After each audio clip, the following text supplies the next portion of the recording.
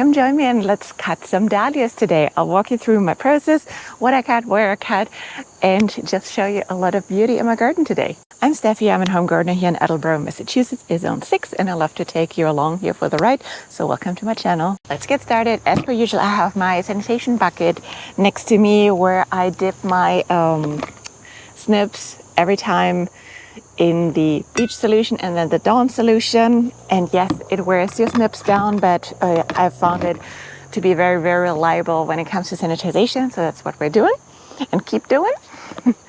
And it's really important to keep that regimen going. Like, there are a lot of things which I like to let drop in my garden for simplicity purposes, time management, whatsoever. That is none of them. So in years before, I had a few tubers which had some gall, but with those sanitation practices, that was the only tuber affected and nothing around got it. So that's really, really important to just keep your tubers and your stock healthy. Alrighty, so here were my favorite corner. That's my seedling corner. And let me just show you here my favorite. You might have seen it on my socials. This is my second year seedling and I'm so happy that it turned out so well. It came back true. I had 5 tubers and they're all producing their heads off, and yeah, I'm really loving it. You can also see that I'm quite ruthless when it comes to cutting. So here we have some shoots which I will lose, but whenever you cut deep and you cut hard, it will encourage the plant to throw more blooms. I know it's totally counterintuitive, but the more you cut, the more you get. Here we have some Foxy Lady.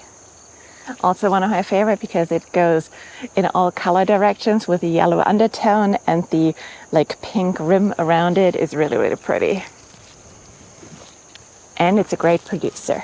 This is another seedling of mine. It has some resemblance with the Foxy Lady, like similar size, maybe a little bit smaller depending on the bloom.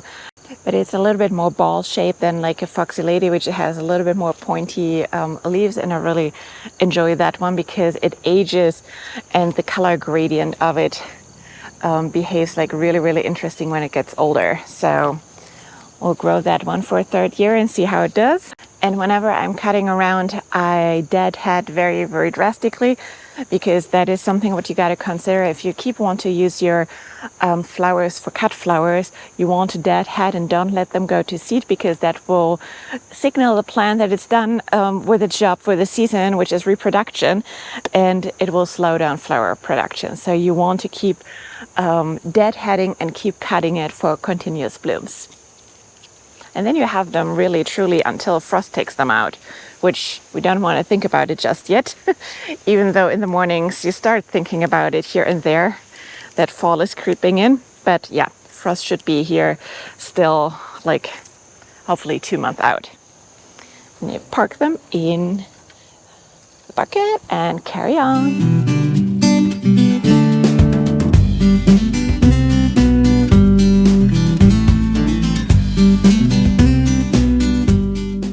Here are a couple of my forever favorites.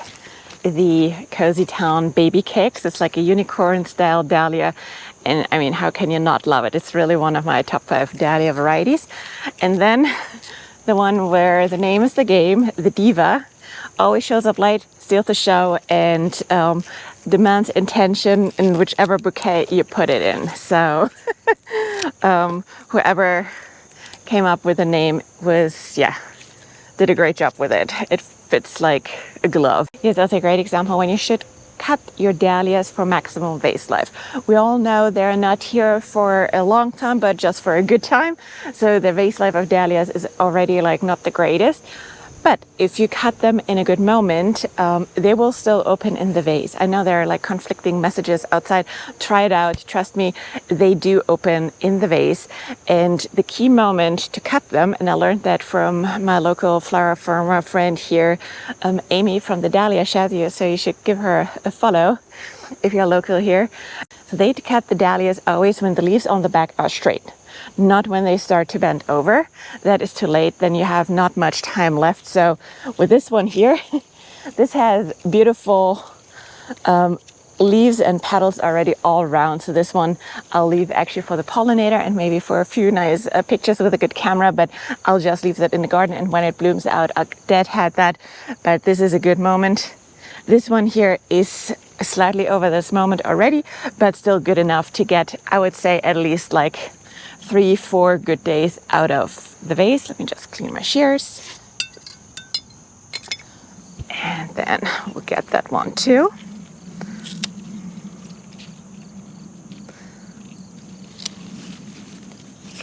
There we go. And in terms of where you cut, this is really totally up to you. And the stem lengths you want to have and you need for your bouquets, don't ever cut them just here. I know you think you will surrender a bloom here. This little secondary bloom though never gets a really, really great glorious bloom like the primary bloom here. So that's something what a lot of dahlia growers who grow for flower production or florists or like shows or something, and they need like their primary bloom in the prime, actually pinch them off when they're smaller. Again, I mean, all for simplicity this year, so I didn't bother pinching, but I also typically don't let those ones bloom. I cut it up and use this as a nice accent in the vase, for example.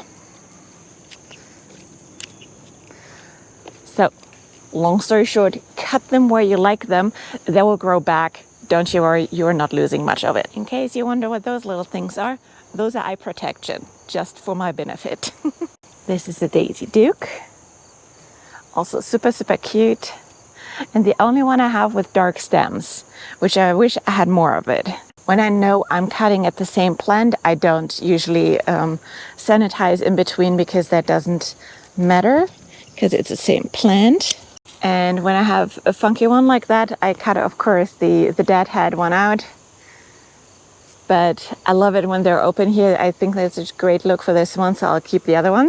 And this one here, I actually don't like it. Left the tubers in now 2 winters in a row, and it came always back. And in case you're wondering over there, there's one which is not supposed to be here that's self-seeded from last year. And I just let it go and grow. This is a Cornell Bronze. And here we have some funny ones. Those are peaches and cream who somehow lost the cream this year. Not exactly sure how. And this one is, ooh, hey Maggie, come here. Come here. Sit down. Hi. This is was one of the secondary blooms. You can still see the striping a little bit from a peach in here, but otherwise kind of got like a soft peachy color. Still has the same shape and stuff. It's interesting sometimes. And this has some like streaks of peach in it. Not sure if you can see that good in the camera. This is one of my cozy towns, and I'm waiting for cooler temperatures for that to not to lose its neon yellow, because it actually turns into a really, really nice soft yellow once the temperatures cool off a little bit. It's like the brightest yellow you can imagine, like neon yellow right now. And then over here we have my favorite section with the blizzards. Oh, they're quite eaten by the bugs, and some Bloomquist compares, which are just stunners as well. And this gorgeousness here is a Cozy Town K. Just look at it with its beautiful soft pinky yellow, pinky petals. And that one has been eaten on the bottom too. It's like earwigs are terrible here this year for some reason. Like when I shake it, it probably falls an earwig out of it. And this is a great example of a bloomed out, yeah, speaking of earwigs, Cozy Town baby cakes. And you can see here the color gradient so nicely, how they age. It's gorgeous. I had that for the plant to give me some more of that. But yeah, it's just one of my absolute favorites. And this is a good example of one being over already and having some earwigs in it too. It's gross because it's like completely like covered on the back. So that's going to the deadhead bucket. And if you know me or have been just any little time around here on my channel, you know I'm a sucker for white blooms or anything blush, light and pink. So yeah, those are truly my favorite, and I'm glad they're just such prolific producers because I can't get enough of them. And that is a Bloomquist compare, which I had to deadhead because it's more than over, and that will just lose its petals probably starting tomorrow. I will put that in a vase, but just look at that color gradient too from all sides. That is probably my other one favorite, definitely my top 5. All right, let's move on to this tiny little dahlia patch. So dahlias are just up here, and then the rest is all like zinnias, floret zinnias, queenland zinnias, and then over there is some filler plants. So yeah, a lot of flowers. Ooh, bumblebees coming here. But all the dahlias I have in here, except for the ones I just planted here for the pollinators, the Bloomquist Golden from last year. Every other dahlia in here, I had just one tuber, so they're all different varieties, like this gorgeousness, and they're mostly cozy towns. Because as you know me, I'm a really large cozy town fan. Just look her up, her varieties.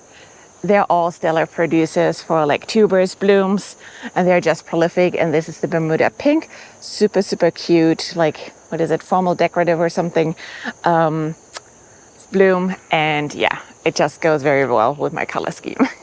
Over here we have the First Love. I'm still torn on this one because this has strong stems but like skinny stems, but it also is kind of in a corner where it has a little bit of a challenge with everything else being bigger, so it might get the next year a second chance. But yeah, this one here was Bloomquist Ellen, clearly past its prime, so that goes in the dead bucket. And then over here we have a favorite of mine. Just look at that. This is the Cozy Town Star, and it's definitely a star in my garden. This one is already teeny tiny over, but I don't care. I'll enjoy it in the vase as long as I can. I actually have a second bloom here. There you go. Aren't those gorgeous?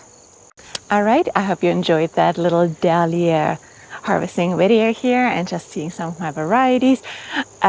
If you're just a little bit equally excited as I am about my dahlias, you love that video because I'm so excited it's really hard to find the words for it at times. If you have any questions regarding varieties or anything you saw in the video, please drop it below, and then otherwise subscribe and watch another video. Thank you.